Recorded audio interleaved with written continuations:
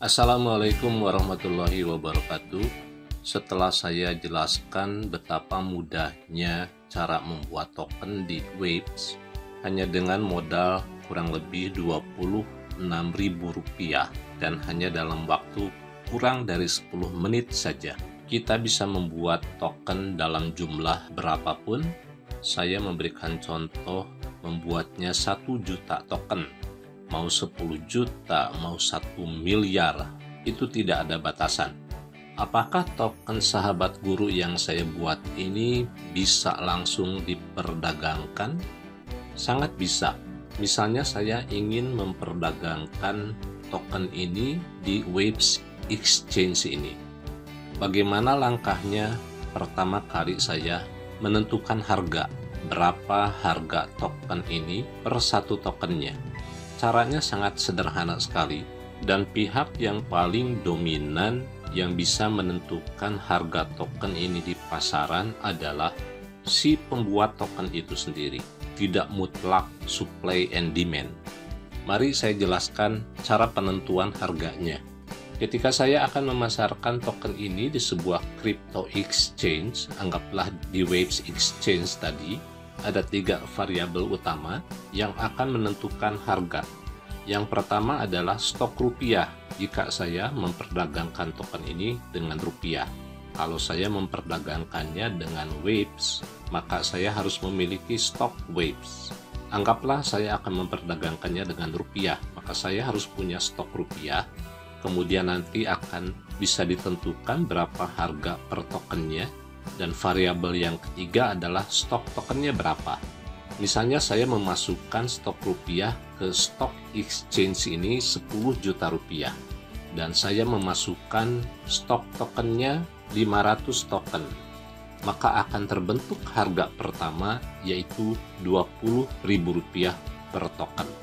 Kalau ini kurang menarik, saya tinggal tambah saja stok rupiahnya atau stok tokennya saya kurangi. Anggaplah saya akan mengambil tindakan penambahan rupiahnya. Saya tambah ini jadi Rp30 juta. Maka harga per tokennya adalah Rp60.000. Ini adalah harga yang pertama. Saya tinggal promosikan betapa hebatnya token ini. Saya buat konsep, misalnya konsep staking, siapapun yang membeli token saya dan kemudian disimpan dalam kurun waktu tertentu, maka secara periodik mereka akan mendapatkan reward atau hadiah. Pokoknya dibuat strategi marketing yang semenarik mungkin supaya orang mau membeli.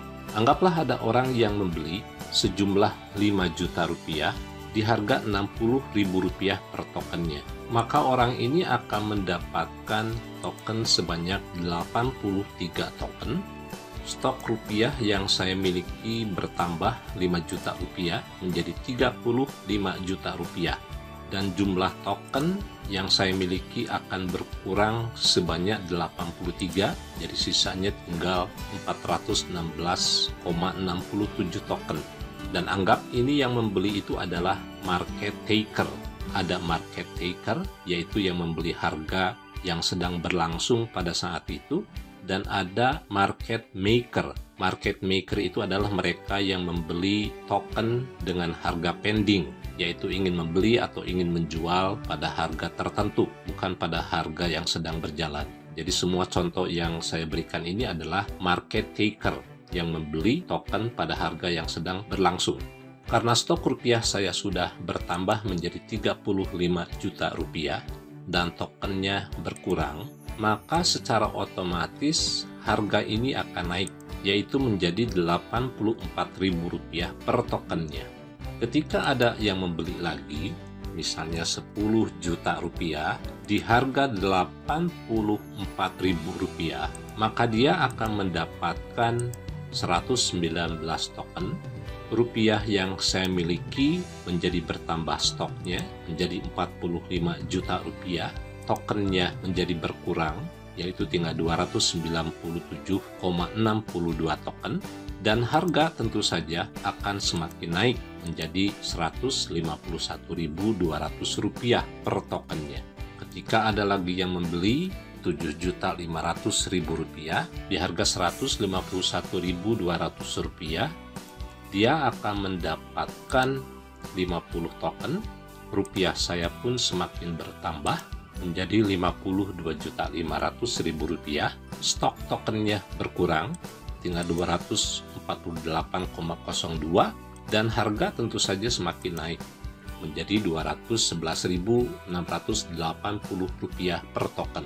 Anggap ada yang membeli lagi sebanyak Rp5 juta di harga Rp211.680, dia akan mendapatkan 24 token.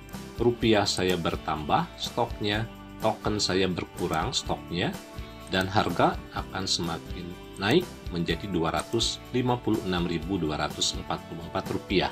Kalau orang pertama ini yang membeli sebanyak Rp5 juta dan dia telah menyimpan tokennya beberapa lama, dia sudah mendapatkan untung sesuai dengan yang saya janjikan di dalam strategi marketing. Ketika dia menjual token di harga sekarang, tentu dia akan sangat untung.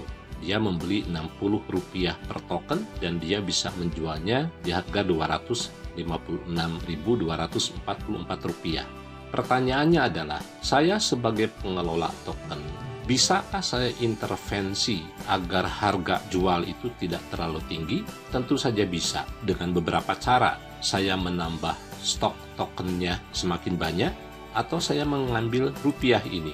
Anggap saya ambil ini rupiahnya Rp20 juta.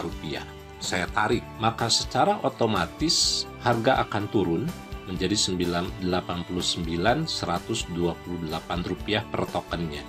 Anggap ada orang yang menjual sebanyak 20 token di harga Rp89.128, maka dia akan mendapatkan Rp1.782.568. Stok token saya akan bertambah dan stok rupiahnya berkurang, sehingga harga pun menjadi turun dari 89.000 sekian menjadi 74.000 sekian.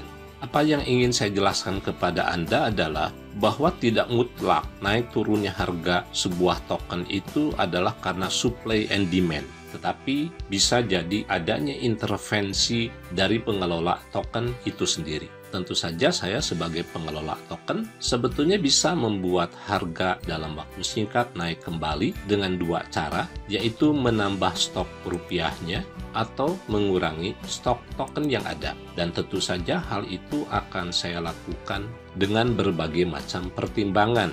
Kapan saya harus intervensi pasar dan kapan pasar itu akan saya biarkan begitu saja.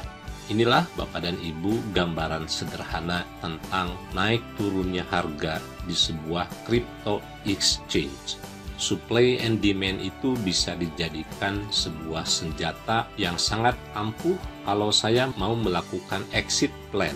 Dalam arti kalau saya punya niat jahat dan tidak jujur, setelah saya mendapatkan untung, rupiahnya saya tarik dan harga di pasaran saya biarkan begitu saja.